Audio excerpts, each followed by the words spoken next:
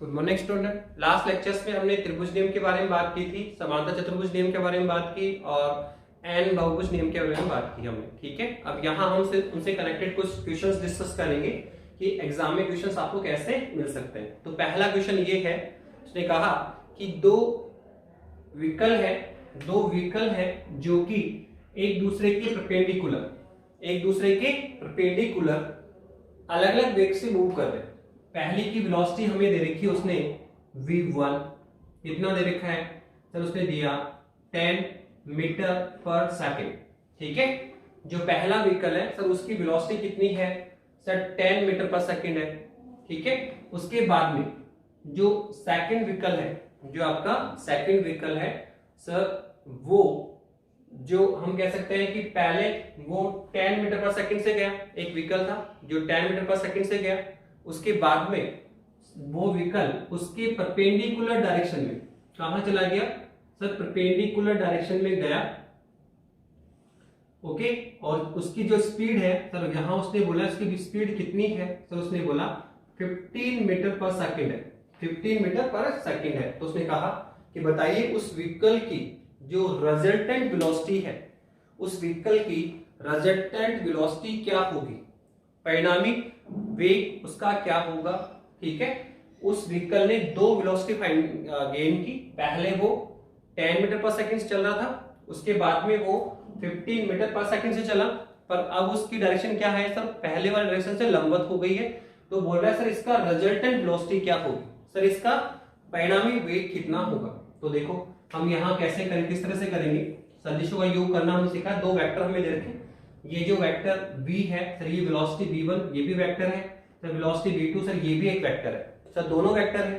तो सर मुझे इनका रिजल्टेंट फाइंड आउट करना है, मुझे इनका क्या करना है सर, रिजल्टेंट वेग या परिणामी वेग फाइंड आउट करना है। तो सर आपने एक फॉर्मूला बताया था कि सर ये होता है फॉर्मूला कि त्रिभुज में क्या कहता है कि यदि त्रिभुज की दो भुजाएं, ये है p और ये है दूसरी भुजा सर q, दो सदिशों व्यक्त करें तो त्रिभुज की जो तीसरी भुजा है सर विपरीत दिशा में उनके परिणामी सदिश को व्यक्त करता है।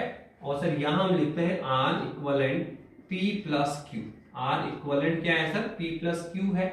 तो सर यहां पर अगर हम परिमाण निकालेंगे तो सर परिमाण तो हमारे पास आएगा रूट ऑफ दिस, क्या आएगा सर, ये था आपका p square plus q square plus 2pq cos of theta. ये था सर आपका, ये था सर परिणामी सदिश का परिमाण। ओके, और सर हमने अल्फा भी निकाला था सर, वो आया था tan इनवर्स, क्या था sir, q sin of theta upon में क्या था sir, p plus q cos of theta. Sir यहां से हम किसी भी कोई भी दो सदिश है उनका परिणामी सदिश निकाल सकते हैं, और सर परिणामी सदिश की डायरेक्शन यहाँ पे निकाल सकते हैं, जहां पर ये जो p है वो कौन है, सदिश p का परिमाण होता है, q कौन है, सदिश q का परिमाण होता है। सर ये थीटा कौन है सर, थीटा होता है सदिश p और q के बीच का एंगल। ये आपका वेक्टर p है, ये वेक्टर q है, तो थीटा कौन है सर, दोनों वेक्टर्स के मध्य का कोण है सर। तो अगर हमें कोई भी दो वेक्टर मिले, ठीक है, और दोनों का परिमाण हमें मिले, क्या सदिश p का परिमाण कितना है, सदिश q का परिमाण कितना है, दोनों के बीच का एंगल हमें मिल जाए, तो हम इन दोनों फॉर्मूलों का यूज करते हुए परिणाम सदिश का परिमाण भी निकाल लेंगे और परिणामी सदिश की दिशा भी निकाल लेंगे। तो बताइए यहाँ जो दो वेक्टर के फॉर्म में, यहाँ p के रूप में कौन है, वेक्टर v1, q के रूप में कौन है, वेक्टर v2। ये दो सदिश है सर, वेग, ये पहला वेग, ये दूसरा वेग, सर दोनों ही वेक्टर है। अब हमें परिणामी वेग निकालना है, तो सर दो वेक्टर है, p के रूप में कौन है v1 और q के रूप में कौन है v2। तो सर हमें v1 का परिमाण देखा सर 10, सर v2 का कितना दिया 15। तो सर दोनों सदिशों के परिमाण हमें मिले हुए हैं, साथ में सर थीटा भी चाहिए हमें। तो वो कह रहा है सर दोनों वेक्टर आपस में क्या है, परपेंडिकुलर है, कह रहा है ना कि पहले इधर गया और सेकंड टाइम में वो अपने प्रारंभिक पथ के लंबवत डायरेक्शन में गया, तो थीटा यहाँ पे कितना है, q है। ये p v1 v2 आपस में क्या है, परपेंडिकुलर है। सर दोनों वेक्टर के मध्य एंगल कितना है, थीटा कितना है, 90 है। तो सर यहाँ रिजल्टेंट जो वेलोसिटी v आएगी सर, उसके लिए फॉर्मूला बनेगा सर, क्या बनेगा सर, सिंपल है, p की जगह v1, q की जगह v2। तो फॉर्मूला क्या बनेगा सर, फॉर्मूला बनेगा sir v1 square plus v2 square plus 2v1 v2 cos of theta. ये है सर ये है परिणामी वेग, कितना है sir v1 square plus v2 square plus 2v1 v2 cos of theta है आपका, ठीक है। तो यहां से आप देखिए, तो सर हमें क्या चाहिए v1 सर पता है 10, और क्या चाहिए सर v2 कितना है सर 15, साथ में सर थीटा कितना है सर 90, थीटा कितना है सर 90, दोनों आपस में क्या है परपेंडिकुलर है। तो सर सबकी वैल्यू पुट करें तो कितना आने वाला है सर, सबसे पहले तो सर थीटा पुट करें, थीटा यहाँ पे कितना है 90 है, तो 90 पुट करें तो कितना आएगा सर, ये आएगा रूट ऑफ दिस, कितना आएगा sir v1 square plus v2 square plus 2v1 v2 into में क्या है cos ऑफ 90। आप देखो हमने पहले थीटा 90, क्योंकि हम जानते हैं cos 90 क्या होता है, जीरो होता है सर। तो देखो ये टर्म किस में गई, जीरो में गई, ये टर्म किस में गई, जीरो में गई। आप चाहे तो पहले वैल्यू पुट कर सकते हो, तो v रिजल्टेंट कितना है sir root of this v1 square plus v2 square. आप देखो यहां हम डायरेक्ट रिजल्ट भी यूज कर सकते थे, हमने एक केस किया था कि जब वेक्टर p और वेक्टर q आपस में क्या है परपेंडिकुलर है, तो वहां रिजल्टेंट कितना आया था रूट ऑफ दिस क्या आया था sir p square plus q square, और अल्फा कितना आया था सर, ये आया था tan inverse q upon p। तो आप अगर डायरेक्ट रिजल्ट याद रखें तो आप डायरेक्ट यूज भी कर सकते हैं। ये हमने केस कर लिया कि जब कोई दो वेक्टर आपस में क्या है परपेंडिकुलर है, लंबवत है, तो उस केस में परिणाम क्या होता है r equivalent sir p square plus q square का सम का रूट, और सर डायरेक्शन क्या होगी alpha sir tan inverse q upon p। आप सूत्र यूज करें तो देखो लास्ट में वही आया, क्या आया sir v1 square plus v2 square, तो p की जगह कौन है v1 और q की जगह कौन है v2, तो सर आप यहां से निकाल के लाओगे तो भी लास्ट में वो फॉर्मूला आएगा। जबकि हम डायरेक्ट अगर फॉर्मूला ध्यान रखेंगे तो हमें इस फॉर्मूले पे काम करने की आवश्यकता नहीं पड़ेगी। तो तीन रिजल्ट आपको याद होने चाहिए, एक ही दिशा है तो जोड़ के निकालो, r बराबर क्या आएगा p प्लस q, विपरीत दिशा है तो घटा के निकालो, ठीक है, p माइनस q, और एंगल थीटा कितना है 90 है, तो सर ये है p square plus q square का सम का रूट निकालना पड़ेगा। देखो यहाँ पे आगे तो सर रिजल्ट में कितना आएगा सर, रिजल्ट निकालो सर v1 कितना है सर 10 का स्क्वायर, सर v2 कितना है सर 15 है, 15 का स्क्वायर तो कितना आएगा रूट ऑफ दिस 10 कितना होता है सर, ये तो 100 होता है, प्लस ये कितना होगा सर 15 का निकालिए सर, 15 का अगर निकालेंगे तो कितना आएगा सर 225 होगा, तो सर कितना आया सर ये आएगा 325 का रूट। तो सर ये हमने रिजल्ट निकाल लिया, ठीक है। सर डायरेक्शन निकाले तो यहां से हम डायरेक्शन भी निकाल सकते हैं, सर निकालिए अल्फा कितना आएगा सर, ये आएगा tan इनवर्स, देखो डायरेक्ट यूज करो q अपॉन p आने वाला है, थीटा कितना है 90, sin 90 कितना होगा 1, sin 90 कितना होगा 1, और cos 90 क्या होता है 0, तो ये 0 में चला जाएगा, और ये 1 है तो q अपॉन p, तो कितना आएगा सर q अपॉन p, तो कितना आएगा सर tan इनवर्स, q कितना है सर, q तो है 15, यहाँ p के रूप में कौन है v1, q के रूप में कौन है v2, तो सर यहाँ पे हमारे पास आएगा v2 upon v1, v2 upon v1, तो कितना आया अल्फा सर, ये अल्फा आ गया tan इनवर्स v2 कितना है 15 अपॉन 10, 15 अपॉन 10, या फिर ऐसे बोल दो tan इनवर्स 3 अपॉन 2, तो ये हमारे पास डायरेक्शन भी आ गई, ठीक है। तो इस तरह का क्वेश्चन आपके सामने आ सकता था कि कोई भी एक व्हीकल था, पहले वो 10 मीटर पर सेकंड से चल रहा था, उसके बाद में उसने अपनी डायरेक्शन चेंज की और उसके परपेंडिकुलर डायरेक्शन में 15 मीटर पर सेकंड वेग से चला, तो बताइए उनका रिजल्टेंट वेग कितना होगा, उसका रिजल्टेंट वेग क्या होगा। ऐसे देखो सेकंड क्वेश्चन और आ सकता है। दूसरा क्वेश्चन क्या है,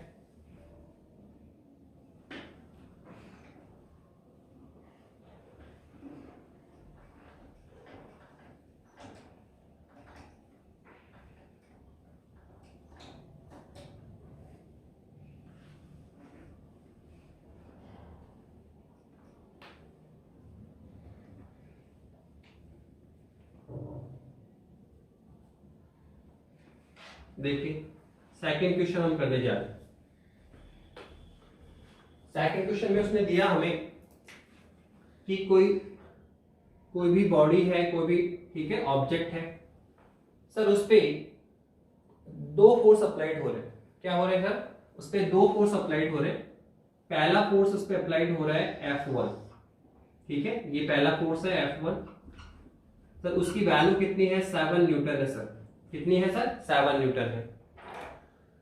फिर सेकंड उसने दूसरा फोर्स उस पे अप्लाइड हुआ, तो सेकंड फोर्स उस पे अप्लाइड हो रहा है F2, सेकंड फोर्स उस पे अप्लाइड हो रहा है F2, और सर उसकी वैल्यू उसने दिया 10 न्यूटन, कितनी वैल्यू दी 10 न्यूटन। एक बॉडी है, कोई भी ऑब्जेक्ट है, कोई भी बॉडी है सर, उस पे दो फोर्स अप्लाइड है, एक तो 7 न्यूटन और 10 न्यूटन, और कहना चाहता है कि सर दोनों फोर्सेज है सर, वो जो दोनों फोर्सेज है सर वो एक दूसरे के एंटी डायरेक्शन में है। क्या है सर? एंटी डायरेक्शन में अप्लाइड है। दोनों फोर्स क्या है सर? एक दूसरे के विपरीत दिशा में अप्लाइड है। तो विपरीत दिशा का मीन क्या हुआ सर? यहाँ पे थीटा विल भी कितना होगा सर? यहाँ जो थीटा हमारे पास आने वाला है सर वो 180 आने वाला है। क्या आने वाला है? 180। तो बताइए सर यहाँ परिणामी फोर्स कितना होगा? परिणामी बल कितना होगा? रिजल्टेंट फोर्स कितना होगा? तो हम ये तो कर चुके हैं सर कि अगर कोई दो वेक्टर है P और Q एक दूसरे क्या है सर? विपरीत दिशा में अप्लाइड है, तो सर उनका जो परिणामी सदिश है बताया था हमने, एक ही दिशा है तो कैसे निकालते सर? P प्लस Q करके निकालते। विपरीत दिशा है तो सर डिफरेंस करके निकालेंगे। क्या था पहला केस? एक ही दिशा में परिणाम सदिश दोनों सदिशों के परिमाण के सम के बराबर होता है। विपरीत दिशा है तो दोनों परिणाम सदिश दोनों सदिशों के परिमाण के अंतर के बराबर होता है। अगर आप रिजल्ट याद नहीं रखते तो आप सूत्र यूज कर लेते। सूत्र क्या है? तो सूत्र R इक्विवेलेंट क्या है सर? रूट ऑफ दिस क्या है sir? P square plus Q square plus 2PQ cos of theta. Okay, यहां कर सकते हैं। और सर आप देखिए यहाँ पे अल्फा कितना आएगा सर? ये आएगा tan इनवर्स क्या आएगा sir? Q sine of theta upon P plus Q cos of theta. ये है आपका। यहां से देखिए आप, तो अब देखो यहां से ये वाला केस है, तो यहाँ वेक्टर P के रूप में कौन है? Force F1। वेक्टर Q के रूप में कौन है? Force F2। Force F1 F2 दोनों वेक्टर होते हैं, बल सदिश राशि है, तो यहाँ सदिश का नाम यूज कर सकते हैं। तो सर P के रूप में कौन है? F1। Q के रूप में कौन है? F2। तो सर हमें सदिश P का परिमाण चाहिए, Q का परिमाण चाहिए और दोनों के मध्य का कोण चाहिए। तो आप देखो सब पता है, F1 कितना है? 7 न्यूटन, F2 कितना है? 10 न्यूटन, दोनों के बिटवीन एंगल कितना है? 180। तो रिजल्टेंट कितना आएगा सर? रिजल्टेंट जो फोर्स आएगा F सर वो क्या आएगा? Root of this. इसका यूज करें सर। P की जगह कौन है? F1, Q की जगह कौन है? F2। तो हम कैसे लिखेंगे इसको सर? यहाँ हम लिखेंगे F1 का स्क्वायर प्लस F2 का square plus 2 F1 F2 cos of theta. ठीक है, ये आपका फोर्स है। F इक्विवेलेंट कितना आएगा sir? F1 square plus F2 square plus 2 F1 F2 cos of theta है आपका। ठीक है, तो आप बताइए सर यहाँ पे सब वैल्यू पता है आपको। रूट ऑफ दिस कितना है सर? बताइए सर। F1 कितना है? 7 न्यूटन, F2 कितना है? 10 न्यूटन। तो आप पुट करें तो सर ये कितना आएगा सर? 7 का होल स्क्वायर प्लस ये कितना आएगा? 10 का होल स्क्वायर प्लस कितना आएगा? 2 इंटू, बोलो कितना है? 7 इंटू 10 और इंटू में क्या है sir? cos of 180। cos of 180, but हम जानते हैं cos 180 कितना होता है? -1 होता है। cos 180 क्या -1 होता है? तो -1 यूज कर दो, कितना आएगा सर? ये आ जाएगा रूट। अगर हम चाहें तो उसको रिजल्ट के रूप में बना सकते हैं। आप चाहो तो इसको बना सकते हो, आप डायरेक्ट इसको रिजल्ट बना लो, देखो बहुत इजी हो जाएगा। आप डायरेक्ट पहले थीटा पुट करें इसमें, तो देखो कितना आने वाला है सर? F बराबर आएगा F1 कितना आएगा? तो ये आएगा F1 square plus F2 square plus 2 F1 F2 और इनटू में क्या है sir? cos of 180। But cos 180 कितना होता है? -1 होता है, तो -1 यूज करें तो कितना आएगा सर? रूट ऑफ दिस कितना आएगा सर? ये आएगा F1 square plus F2 square minus 2 F1 F2, क्योंकि cos 180 क्या होता है? -1 होता है। अब इसको हम क्या लिख सकते हैं सर? इसको हम लिख देंगे F इक्वल क्या है? रूट ऑफ दिस क्या लिखेंगे? ये आएगा F1 माइनस F2 का होल स्क्वायर। तो रिजल्टेंट फोर्स क्या हुआ सर? ये हुआ F1 माइनस F2। तो आप देखें जब हम सॉल्व करके लाते हैं तो भी रिजल्ट वही आने वाला है। तो इस रिजल्ट को हम डायरेक्ट भी याद करवाया मैंने कि अगर दोनों वेक्टर एक ही दिशा में हो तो सर परिणामी सदिश दोनों सदिशों के परिमाण के योग के बराबर होगा, और अगर दोनों सदिश एक दूसरे के विपरीत दिशा में हो तो सर परिणामी सदिश दोनों सदिशों के परिमाण के अंतर के बराबर होता है। तो आप ये रिजल्ट डायरेक्ट भी यूज करना सीखें या फिर डेवलप कर लें, वही आने वाला है। विपरीत दिशा में था तो क्या आएगा? F1 minus F2, F1 minus F2। तो कितना आएगा बताइए सर? F1 तो कितना है सर? F1 तो 7 न्यूटन है, माइनस ये कितना आएगा? बोलो कितना है? 10 न्यूटन है, तो रिजल्टेंट कितना आएगा? -3 न्यूटन। तो ये परिणामी फोर्स हमने निकाल लिया। अब आप डायरेक्शन भी निकालें, तो डायरेक्शन कितना आएगा? अल्फा कितना आएगा? तो ये आएगा 10 इनवर्स, बोलो साइन 180 कितना आएगा? 0। साइन 180 ठीक है, कितना आएगा? 0। ठीक है, तो साइन 180 आप यूज करेंगे तो ये कितना आएगा? 0 आ जाएगा। देखो आप cos 180 तो -1 आता है और साइन 180 कितना है? 0। तो साइन 180 0 किससे मल्टीप्लाई होगा? Q से, तो 0 हो गया। 0 में किसका भाग दो? किसी नंबर का, तो 0 आता है। सर ये 0 आएगा, तो सर अल्फा हमारे पास में कितना आ जाएगा सर? ये जो 10 की वैल्यू है, तो आप जानते हो tan 0 भी 0 होता है और tan 180 भी 0 होता है। tan 0 भी 0 होता है और tan 180 भी 0 होता है। तो आपको जो अल्फा है या तो 0 लेना पड़ेगा या फिर 180 लेना पड़ेगा। आप देखो tan 0 का मान भी 0 होता है और tan 180 का मान भी 0 होता है। तो यहाँ अल्फा 0 भी हो सकता है और 180 भी हो सकता है। पर हम पहले बता चुके हैं, यहाँ पे दो चीज बताई थी मैंने आपको। नंबर 1 कि अगर p किससे बड़ा है q से तो थीटा कितना, अल्फा कितना आएगा 0, और अगर q किससे बड़ा है p से तो अल्फा कितना आएगा 180। ठीक है, तो आप देखो यहाँ पे p के रूप में कौन है f1, q के रूप में कौन है f2। तो बताओ कौन है सर? तो यहाँ q किससे बड़ा है p से, q बड़ा किससे है p से। तो यहाँ रिजल्टेंट, ठीक है, अल्फा कितना आने वाला है 180, अल्फा कितना आने वाला है 180 आने वाला है। मतलब अगर विपरीत दिशा में कोई दो फोर्स अप्लाइड हो रहे हैं तो जो परिणामी सदिश है वो उसकी दिशा किधर होती है, उस फोर्स की ओर होगी जिसका परिमाण क्या है ज्यादा है। उसकी दिशा किधर होगी? तो उस फोर्स की ओर होगी जिसका परिमाण क्या है ज्यादा है। और ये तो नेचुरल भी हम जानते हैं बेटा कि कोई भी दो फोर्स एक दूसरे के एंटी डायरेक्शन में अप्लाइड हो रहे हैं, ठीक है, तो रिजल्टेंट जो फोर्स है वो किधर जाता है सर, जिस ओर फोर्स ज्यादा होता है। जैसे हम रस्सी वाला गेम खेलते हो आप, जैसे रस्सी के रुमाल बांध लिया, 5 लोग इधर है 5 लोग इधर है, उनको हम खींचते हैं रस्सी को। तो आप देखो दो कौन विनर होता है सर, जो रस्सी को अपनी ओर खींच ले जाता है। तो जिस ओर का फोर्स ज्यादा हो जाएगा, जिस ओर का फोर्स ज्यादा हो जाएगा, रुमाल या रस्सी उसी दिशा में मूव करती है, ठीक है। और परिणामी जो बल है वो सदैव वस्तु के विस्थापन की दिशा में होता है। अगर रस्सी इधर जा रही तो परिणामी बल इधर हो गया, रस्सी अगर इधर मूव करेगी तो परिणामी बल इधर हो गया। तो परिणामी बल हमेशा किधर होगा सर? परिणामी बल किधर होता है ऑलवेज सर? अधिक फोर्स की तरफ। परिणामी बल कहां पे होता है? अधिक जहां अधिक फोर्स है। तो सिंपल है, अगर Q बड़ा है P से, अगर F1 बड़ा है F2 से तो F1 की तरफ रिजल्टेंट फोर्स आएगा, और F2 बड़ा है F1 से तो F2 की तरफ जाएगा। ठीक है, तो इस तरह से हमने आपके लिए क्वेश्चंस भी डिस्कस किए। इस टाइप के बहुत सारे क्वेश्चंस आपको मिल सकते हैं। तो सबसे इंपॉर्टेंट फॉर्मूला ध्यान रखना बेटा कि परिणामी फोर्स त्रिभुज नियम जो हमने यूज किया, R बराबर √p² + q² + 2pq cos of theta. अब देखो यही क्वेश्चन ऐसे भी आ सकता था, यही क्वेश्चन ऐसे आ जाता। उसने कहा दो फोर्स अप्लाइड है। कितने फोर्स अप्लाइड है? दो फोर्स है। कितना सर? F1 कितना है 7 न्यूटन, कितना है 7 न्यूटन। उसने कहा दूसरा फोर्स कितना है 10 न्यूटन है। सर एक दूसरे से 30 डिग्री पर अप्लाइड है, दोनों के बीच एंगल कितना है 30 डिग्री। तो कैसे करेंगे सर? आपने 3 केस तो याद करवा दी। नंबर 1, एक ही दिशा है तो जोड़ के निकाल लो, विपरीत दिशा है तो घटा के निकाल लो। एंगल 90 पे है तो √p² + q² अगर रूट करके निकाल लीजिए, ठीक है। पर सर किसी बहुत सारे एंगल है sir, 30 degree 15 degree 16 degree 17 degree, तो कोई फर्क नहीं पड़ता सर। फॉर्मूला है हमारे पास। P के रूप में कौन है F1, Q के रूप में कौन है F2। तो F1 की वैल्यू दे रखी है 7, F2 की कितनी है 10, और बोला सर दोनों के मिड का एंगल कितना है 30, तो थीटा कितना 30 यूज करें। तो सर यहाँ रिजल्टेंट फोर्स कितना आएगा सर? ये आएगा रूट ऑफ दिस, हमारे पास आ जाएगा F1² + F2² + 2F1 F2 cos of theta. ये है आपका रिजल्टेंट फोर्स कितना है sir? F1² + F2² + 2F1 F2 cos of theta. Okay, अब आप वैल्यू पुट करें सर। F कितना आएगा सर? F1 कितना है सर 7 का होल स्क्वायर, और F2 कितना है सर 10 का होल स्क्वायर, प्लस कितना है 2 × 7 × 10, और इंटू में कितना है cos ऑफ 30, cos ऑफ 30। ठीक है, अब आप सबकी वैल्यू पुट करें, ठीक है। तो क्या होगा सर? रूट ऑफ दिस 7 का स्क्वायर क्या है 49, प्लस ये कितना है 100, प्लस कितना है सर? ये आएगा सर 2 × 7 × 10 और cos of 30। Sir cos of 30 की वैल्यू कितनी होती है? तो हम जानते हैं ये कितनी होता है √3/2, √3/2। तो cos 30 की वैल्यू ले लें आप, ठीक है। तो ये वैल्यू पुट करें, 2 से 2 कैंसिल हो जाएगा, आप वैल्यू निकालें, ठीक है। तो हम यूज कर सकते हैं, ठीक है। तो इस तरह से हमने त्रिभुज नियम पहले आपको समझाया और त्रिभुज नियम पे हमने क्वेश्चन भी किया।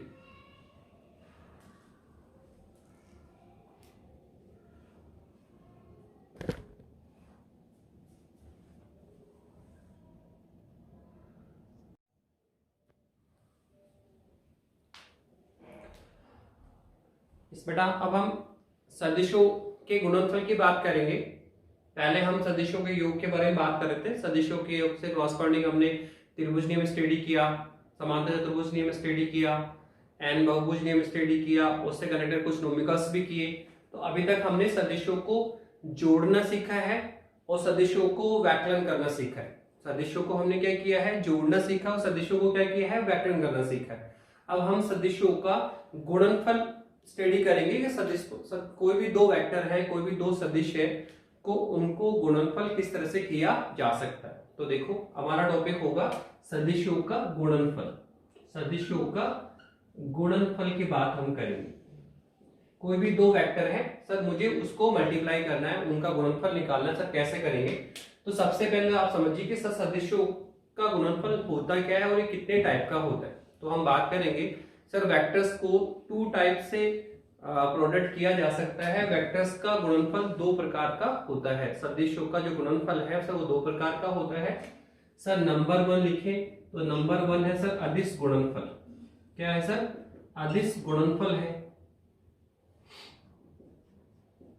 ओके। और सर नंबर 2 कौन है, सर नंबर 2 है आपका सदिश गुणनफल। सदिश गुणनफल, सदिशों को जो सदिशों का गुणनफल है वो दो प्रकार से किया जा सकता है। सदिशों का अदिश गुणनफल भी किया जा सकता है और सदिशों का सदिश गुणनफल भी किया जा सकता है। तो सर अदिश गुणनफल से क्या समझते हैं हम, ठीक है, इसका प्रोडक्ट कैसे किया जाएगा, ऐसे से सदिश गुणनफल किसे कहेंगे और इसमें हम प्रोडक्ट किस तरह से करते हैं। तो देखो पहले हम दोनों को डिफर कर रहे हैं, समझ रहे हैं कि सर अदिश गुणनफल क्या होता है और सदिश गुणनफल क्या होता है। अदिश गुणनफल क्या है और सर सदिश गुणनफल क्या है। तो सबसे पहले हम बात करें सर अदिश गुणनफल किसे कहते हैं। तो हमें कोई भी दो वेक्टर हमें गिवन है, यहाँ पे कोई भी दो वेक्टर हमारे पास में है। लेट अस सपोज एक वेक्टर ए है और एक वेक्टर आपका बी है। दो वेक्टर हमें दिए गए हैं, वेक्टर ए और वेक्टर बी। अब हमें इन दो वेक्टर्स का एक बार हम अदिश गुणनफल करेंगे, स्केलर प्रोडक्ट करेंगे, और एक बार हम इन दोनों का सदिश गुणनफल करेंगे, ठीक है, वेक्टर प्रोडक्ट करेंगे। तो देखिए अगर हमें इन कोई भी दो वेक्टर है आपका ए और बी, अगर मुझे इनका स्केलर प्रोडक्ट करना है तो सबसे पहले तो आप ये ध्यान रखें कि sir scalar product co dot से रिप्रेजेंट किया जाता है। जहां कहीं भी डॉट हो तो वो किसको रिप्रेजेंट करेगा, सर स्केलर प्रोडक्ट या अदिश गुणनफल को, है ना, रिप्रेजेंट करेगा।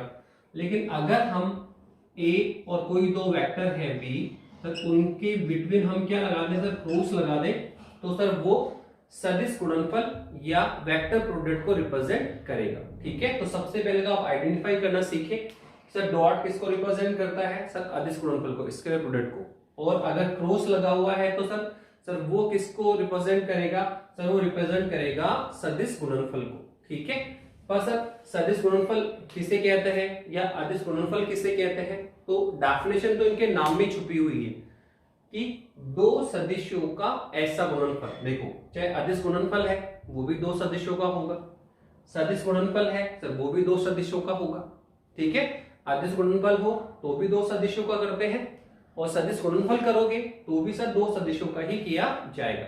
ठीक है, पर दो सदिशों का ऐसा गुणनफल जिसमें हमें एक अदिश राशि प्राप्त हो, दो सदिशों का ऐसा गुणनफल जिसमें हमें एक अदिश राशि प्राप्त होती है, सर अदिश गुणनफल कहलाता है। क्या कहा, बहुत सिंपल, नाम से डिफाइन अदिश गुणनफल। हमें चाहे आप अदिश गुणनफल कर रहे हो चाहे आप सदिश गुणनफल कर रहे हैं, सर प्रोडक्ट दो वेक्टर्स का ही होगा। गुणनफल हम दो सदिशों का ही कर रहे हैं, लेकिन अगर हमने दो सदिश लिए और उनका हमने गुणनफल किया और हमें क्या प्राप्त हुई, अदिश राशि प्राप्त हुई, तो ऐसा गुणनफल वो क्या कहलाता है, सर स्केलर प्रोडक्ट कहलाता है। दो सदिश राशियों का ऐसा गुणनफल जिसमें हमें एक अदिश राशि प्राप्त होती है, सर वो अदिश गुणनफल कहलाता है। और यहां हम क्या बोलेंगे, सर यहां भी दो वेक्टर का मल्टीप्लाई कर रहे हैं, पर यहां हमें जो प्रोडक्ट के बाद में जो क्वांटिटी प्राप्त होगी सर वो कैसी होगी, सदिश राशि होगी। तो दो सदिश राशियों का ऐसा गुणनफल जिसमें हमें सदैव एक सदिश राशि प्राप्त होती है, सर वो सदिश गुणनफल कहलाता है। तो वो सिंपल है कि हम अगर वेक्टर्स के प्रोडक्ट की बात करें, सदिश गुणनफल की बात करें, सर दो प्रकार का होता है, अदिश गुणनफल और सदिश गुणनफल। सर अदिश गुणनफल कौन है, बहुत सिंपल है, दो सदिशों का ऐसा गुणनफल, दो सदिशों का ऐसा गुणनफल जिसमें हमें सदैव एक अदिश राशि प्राप्त होती है, अदिश गुणनफल कहलाता है।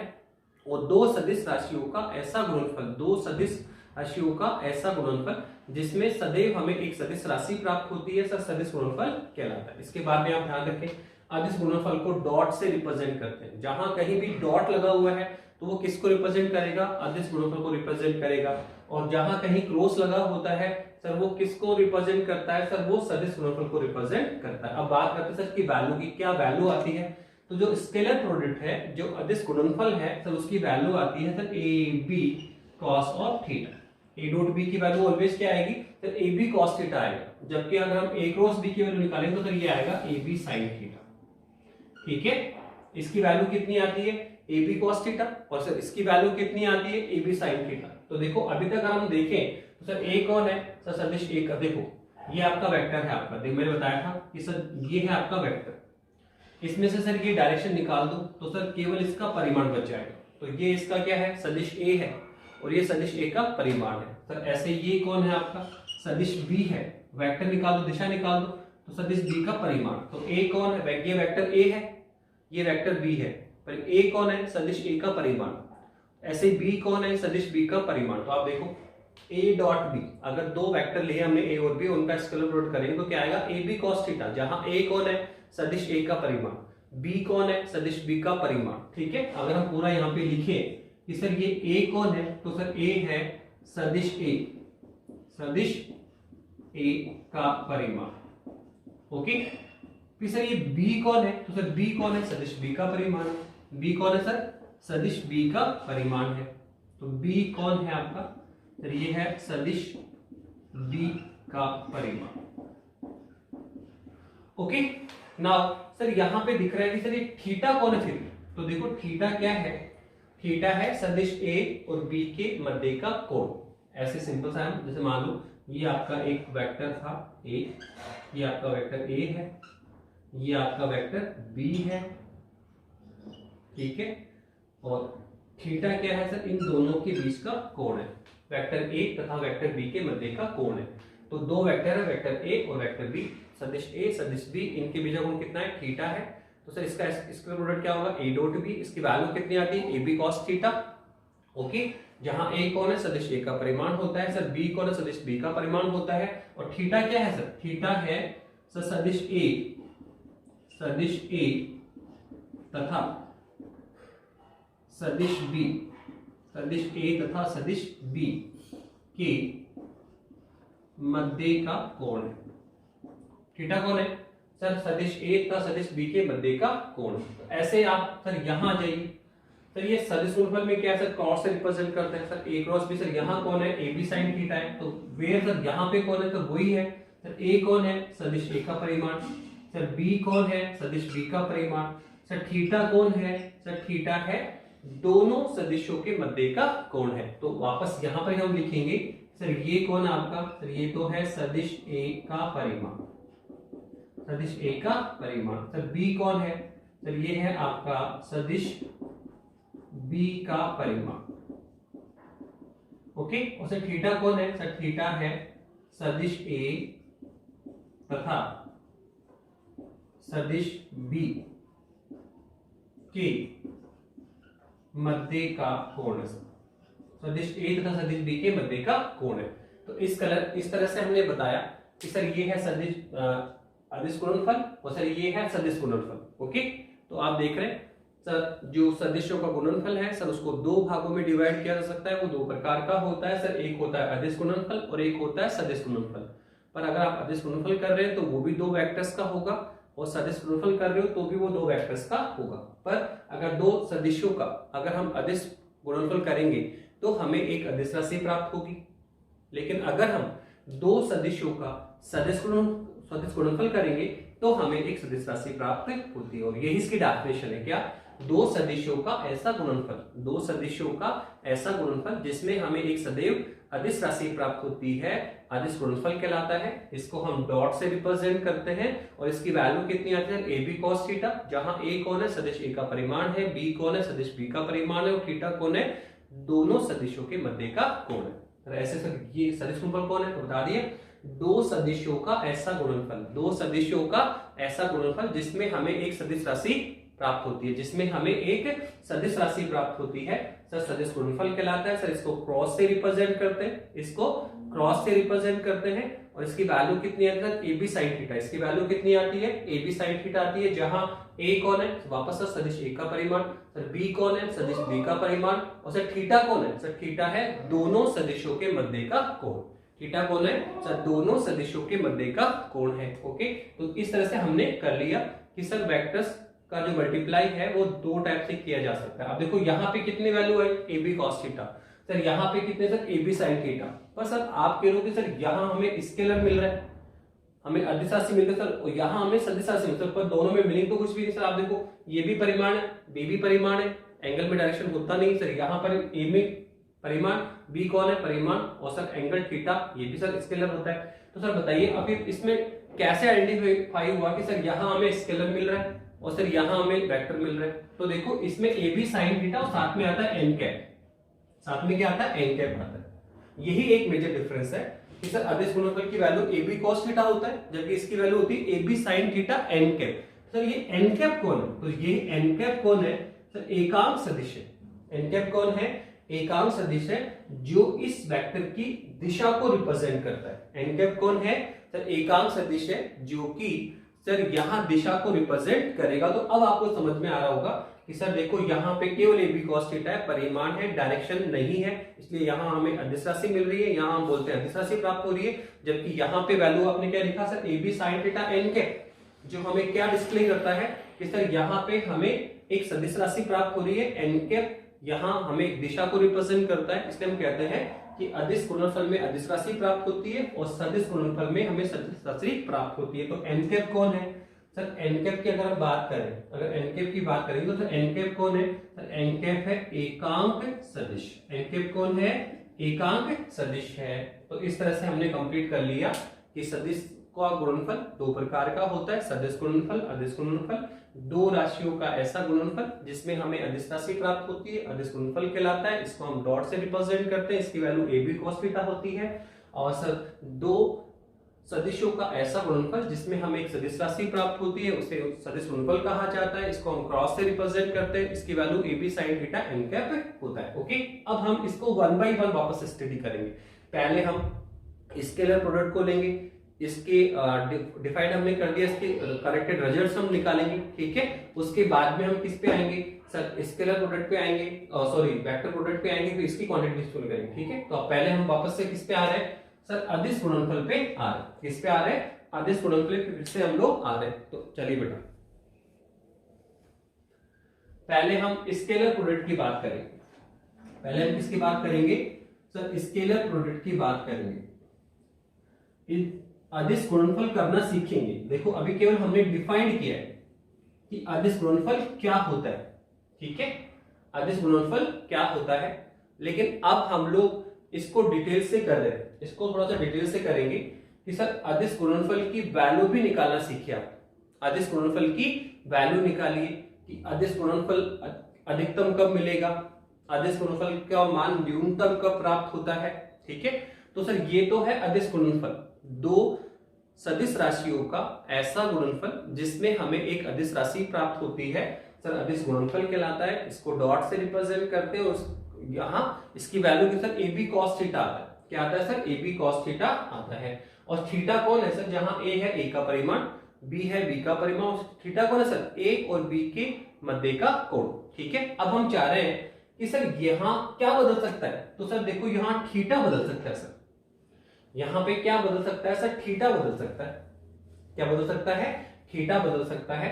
तो सर यहां से हम कुछ रिजल्ट्स डिफाइन करेंगे, यहां से हम कुछ रिजल्ट निकालना चाह रहे हैं कि अदिश गुणनफल की अधिकतम वैल्यू कब प्राप्त होती है।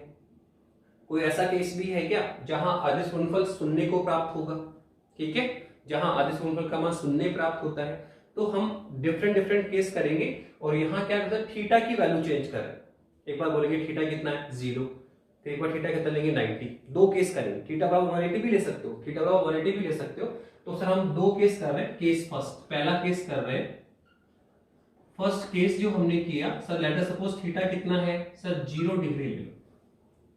सर थीटा 0 का क्या मीन होता है, सर 0 का मीन होता है सर ये आपका कौन है वेक्टर ए, ये कौन है वेक्टर बी। आपने कहा सर थीटा 0 है, इसका मतलब दोनों सदिशों के मध्य का कोण कितना है 0 है। आप देखो अभी तो एंगल जीरो नजर नहीं आ रहा हमें। सर इस थीटा की वैल्यू 30 डिग्री हो सकती है, 35 या 40 डिग्री हो सकती है। सर जीरो तो नहीं, अगर मुझे इसको जीरो करना है तो देखो बी को ड्रैग ऐसे खींच के लिखे रहो, इसको ड्रैग करके रखो। ड्रैग करोगे तो देखो थीटा धीरे धीरे क्या डिक्रीज हो रहा है, और ड्रैग करते करते अगर मैं इसको एक ही डायरेक्शन में ही लेकर आ जाऊं तो थीटा कम होते कितना हो जाएगा, जीरो। तो थीटा जीरो होने का क्या मीन हुआ, ये थीटा जीरो होने का मीन हुआ कि सर ये दोनों सदिश ए और बी एक ही दिशा में आ जाए। ये दोनों सदिश क्या है, ए और बी एक ही दिशा में आएंगे। तो थीटा जीरो कब होगा, जबकि दोनों सदिश एक ही दिशा में हो, दोनों सदिश एक ही दिशा में हो। ठीक है, तो अदिश गुणनफल की वैल्यू कितनी आएगी, तो एक बार थीटा जीरो करेंगे, फिर थीटा 90 करेंगे, 180 करेंगे, इनके केस निकाला, गुणनफल को डिफाइन कर दिया, इसकी वैल्यू ab cos थीटा होता है। अब सर यहाँ थीटा की वैल्यू अलग अलग डालेंगे और सर इसके कुछ रिजल्ट निकालेंगे। तो सबसे पहले हमने थीटा कितना लिया, जीरो। जीरो का मीन क्या हुआ, सर दोनों वेक्टर एक ही दिशा में होने चाहिए। इसका मतलब ये हुआ कि सर ये वेक्टर कौन है आपका, ए है, और सर ये वेक्टर बी भी इसी दिशा में है, दोनों एक ही दिशा में है। तो यहाँ थीटा कितना हुआ, जीरो। तो जब दोनों वेक्टर एक ही दिशा में हो तो थीटा जीरो होता है। ऐसे भी हो सकता है कि अगर दोनों वेक्टर एक दूसरे के पैरेलल है, दोनों सदिश एक दूसरे के पैरेलल है, समांतर है, तो ध्यान रखना यहां पर भी वेक्टर क्या होता है, यहां पर भी इनके बिटवीन एंगल कितना होगा, जीरो। तो ध्यान रखना थीटा बराबर जीरो का क्या मीनिंग होता है, सर दोनों सदिश एक ही दिशा में होंगे, या फिर इसको ये भी कह सकते हैं कि अगर दोनों वेक्टर एक दूसरे के पैरेलल है, एक दूसरे के समांतर है, तो भी थीटा कितना होगा, जीरो। तो इसको हम कह सकते हैं कि जबकि दोनों सदिश एक दूसरे एक ही दिशा में हो, या फिर इस बार दूसरा कह सकते हैं कि दोनों सदिश एक दूसरे के क्या हो, समांतर हो। दोनों सदिश एक दूसरे के क्या हो, समांतर हो। तो उस केस में हमारे पास रिजल्ट क्या आने वाला है, तो देखो यहां हमने क्या कहा, जब दोनों सदिश एक ही दिशा में है, तो या फिर क्या बोलेंगे, या दूसरा बोलेंगे, या दोनों सदिश समांतर है। क्या है, समांतर। ये रिजल्ट हम निकाले, क्या कहा, थीटा बराबर जीरो है, इसका मीन क्या हुआ, दोनों सदिश एक ही दिशा में है, या फिर दोनों एक दूसरे के क्या है, समांतर।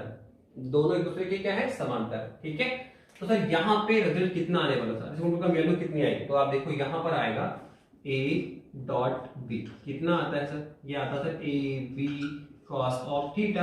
बट आप कह रहे हो सर दोनों सदिश एक ही दिशा में है, या दोनों एक दूसरे के समांतर है, तो यहाँ थीटा कितना आएगा, जीरो। तो आप बोलेंगे सर यहाँ थीटा कितना है, जीरो।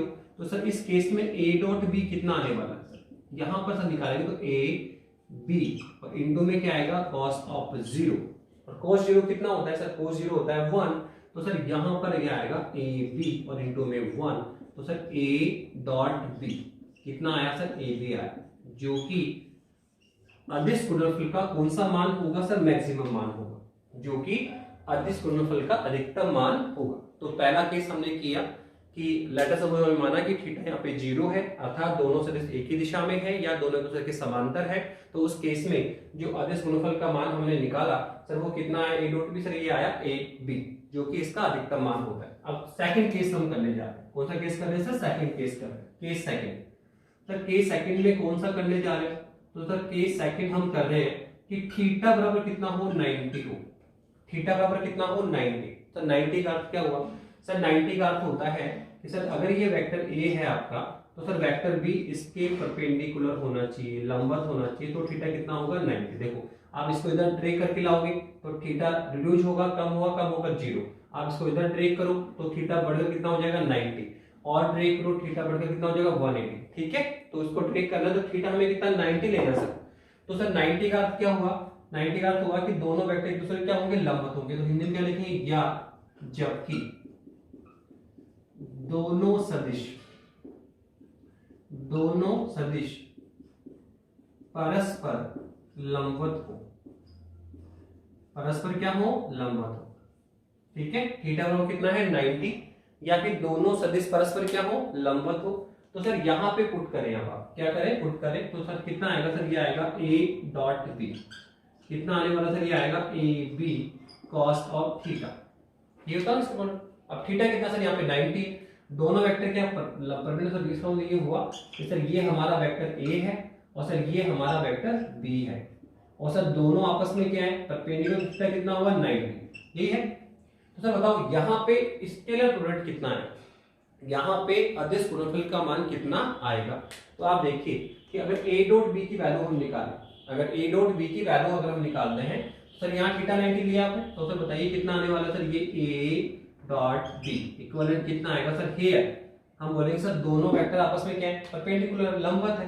सर यहाँ पे थीटा कितना है 90 डिग्री, कितना है 90 डिग्री है। तो सर अब बताओ a डॉट b की वैल्यू कितनी आएगी, सर यहाँ पर a डॉट b की वैल्यू हमारे पास आ जाएगी सर ab इंटू में cos ऑफ 90, ठीक है। बट cos 90 कितना होता है सर, ये भी हम जानते हैं cos 90 कितना होता है, 0 होता है। तो cos 90 0 तो कितना आएगा सर ab इंटू में कितना आएगा 0, तो sir a dot b equivalent कितना आया सर 0 है। तो देखो ये रिजल्ट बहुत ज्यादा इंपॉर्टेंट है, a dot b scalar product कितना आया 0 है सर, ये रिजल्ट काफी ज्यादा यूज करेगा, ठीक है। ये रिजल्ट कम यूज होता है, ये रिजल्ट ज्यादा ऑलमोस्ट बहुत सारी प्रॉब्लम्स में आपको यूज करना पड़ेगा, ठीक है। यहाँ आपने क्या देखा कि सर आपने देखा कि सर स्केलर प्रोडक्ट 0 आया, पर कब आया, जब दो वेक्टर आपस में क्या हो परपेंडिकुलर हो। तो एक इंपॉर्टेंट रिजल्ट समझ में आया कि अगर कोई दो वेक्टर आपस में परपेंडिकुलर है, कोई दो वेक्टर आपस में लंबवत है, तो उनका स्केलर प्रोडक्ट ऑलवेज कितना आता है 0 आता है। तो ये रिजल्ट आपको इंपॉर्टेंट ध्यान रखना है कि यदि कोई दो सदिश राशियां, यदि कोई दो सदिश राशियां परस्पर लंबवत हो तो उनका अदिश गुणनफल सदैव 0 फाइंड आउट होता है, सदैव क्या होगा 0 होगा। तो ये क्वेश्चन काफी बार एग्जाम में डिस्कशन होता है, ये इस टाइप के क्वेश्चन बहुत ज्यादा आएंगे कि वो कहेगा चेक करिए कि दो वेक्टर लंबवत है या नहीं है। बोले क्वेश्चन ऐसे आएगा, कोई दो वेक्टर आपको गिवन करेगा, कोई दो वेक्टर आपको देगा और बोलेगा कि चेक करो कि ये दोनों सदिश लंबवत है या नहीं। तो हम सर कैसे चेक करें, किस तरह से चेक करेंगे कि सदिश लंबवत है या नहीं है। तो बहुत सिंपल है, हम देख चुके हैं कि अगर कोई दो वेक्टर परस्पर लंबवत होंगे, यदि कोई दो वेक्टर परस्पर लंबवत होंगे तो उनका स्केलर प्रोडक्ट कितना आता है 0 आता है। तो इसका मतलब क्या हुआ कि अगर लंबवत है तो स्केलर प्रोडक्ट कितना आता है 0। तो इसका रिवर्स अपन बोले कि अगर कोई दो वेक्टर का स्केलर प्रोडक्ट 0 आ गया तो वो आपस में क्या होंगे लंबवत होंगे। तो इसको हम यूज करते हैं कि हमें चेक करना है कि कोई दो सदिश लंबवत है या नहीं। तो कैसे चेक करें, बहुत सिंपल है सर, उन दो वेक्टर्स को लेंगे, उन दो वेक्टर्स को हम लेंगे और क्या करेंगे सर, उनका स्केलर प्रोडक्ट निकालेंगे। उन दो वेक्टर्स को लीजिए और उनका क्या करना है सर, स्केलर प्रोडक्ट निकालना है और आपको देखना है कि क्या इन दो वेक्टर्स का स्केलर प्रोडक्ट 0 आ गया है क्या इन दो वेक्टर्स का स्केलर प्रोडक्ट 0 आ गया है क्या। तो अगर स्केलर प्रोडक्ट 0 आ जाता है, स्केलर प्रोडक्ट अगर 0 आ जाता है तो उस केस में हम कहेंगे कि उस केस में हम क्या कहेंगे कि वो दोनों वेक्टर आपस में क्या है परपेंडिकुलर है, लंबवत है। तो ये रिजल्ट बहुत ज्यादा इंपॉर्टेंट है, ध्यान रखना। जब भी आपको क्वेश्चंस आए कि चेक करो कि दो वेक्टर आपको दिए गए हैं वो लंबवत हैं या नहीं है, तो हम यहाँ स्केलर प्रोडक्ट को यूज करेंगे और क्या देखेंगे कि सर उन दोनों वेक्टर्स का हम स्केलर प्रोडक्ट निकालेंगे और अगर स्केलर प्रोडक्ट 0 आ जाता है तो कह देंगे लंबवत है, और अगर स्केलर प्रोडक्ट 0 नहीं आता है तो हम कहेंगे लंबवत नहीं है। तो कोई दो वेक्टर लंबवत है या नहीं है, इसको चेक करना बहुत इजी होता है कि आप सिंपल उन दो वेक्टर्स को लेंगे और उनका स्केलर प्रोडक्ट निकालेंगे और आपको केवल चेक करना है कि वो 0 आया या 0 नहीं आया। अगर स्केलर प्रोडक्ट 0 आता है तो दोनों वेक्टर लंबवत होंगे और अगर स्केलर प्रोडक्ट 0 नहीं आता है तो वो दोनों जो वेक्टर हैं वो लंबवत नहीं होंगे। Okay right. तो इस तरह से हमने स्केलर प्रोडक्ट कहा कि दो सदिश राशियों का गुणनफल जिसमें हमें एक अदिश राशि प्राप्त होती है, अदिश गुणनफल कहलाता है। इसको डॉट से रिप्रेजेंट करते हैं, इसकी वैल्यू ab cos थीटा आता है। और फिर हमने बताया कि सर यहाँ अलग अलग केस किए कि अगर दो वेक्टर एक ही दिशा में हो तो स्केलर प्रोडक्ट मैक्सिमम वैल्यू देगा, जबकि अगर दोनों आपस में लंबवत हो तो अदिश गुणनफल स्केलर प्रोडक्ट की वैल्यू क्या होती है 0 मिलती है। इसका मतलब दो वेक्टर अगर परस्पर लंबवत हो तो उनका अदिश गुणनफल सदैव 0 प्राप्त होता है। आप चाहे तो थीटा 180 भी निकाल लें, थीटा 180 करेंगे तो यहाँ पे -1 आ जाएगा, -ab आ जाएगा। तो उस केस में भी जो अदिश गुणनफल है उसकी जो वैल्यू है सर मिलेगी ab पर नेगेटिव साइन के साथ में, तो वो जो स्केलर प्रोडक्ट उसका वैल्यू क्या होगा मिनिमाइज। तो यहाँ मिलेगी मैक्सिमम, यहाँ मिलती है 0, और अगर 180 करोगे तो स्केलर प्रोडक्ट की वैल्यू क्या मिलेगी मिनिमाइज। पर देखो इसमें जो पहला केस है और जो थर्ड केस है वो ज्यादा इंपॉर्टेंट नहीं है, इंपॉर्टेंट कौन है सर, सेकंड केस। इसका सेकंड केस आपको स्पेशल ध्यान रखना है। थीटा 0 है तो स्केलर प्रोडक्ट मैक्सिमम मिलेगा, थीटा 180 है तो स्केलर प्रोडक्ट क्या आएगा, माइनस ए बी आ जाएगा बस। cos 0 1 और cos 180 क्या माइनस 1 होता है, तो वो मिनिमाइज आता है। तो आप देखो ये पहला केस और जो थर्ड केस है आपका, पहला और जो थर्ड केस अगर हम करते हैं तो देखो थर्ड केस क्या है सर, थीटा कितना होगा 180, दोनों आपस में क्या है, विपरीत दिशा में। तो सर यहाँ ए डॉट भी कितना आएगा सर, ये आएगा A B into cos of 180, और cos 180 क्या होता है माइनस 1 होता है, तो ए बी इंटू माइनस 1, तो कितना है सर माइनस ए बी। तो आप देख रहे हो सर यहाँ भी वैल्यू जीरो नहीं है, यहाँ प्लस ए बी है मैक्सिमम, यहाँ माइनस ए बी है मिनिमाइज। तो आप देखो जब दोनों वेक्टर एक ही दिशा में हो तो scalar product maximum, anti direction में हो इसका प्रोडक्ट मिनिमाइज। पर ये दोनों केस हमें ज्यादा यूज नहीं आते हैं।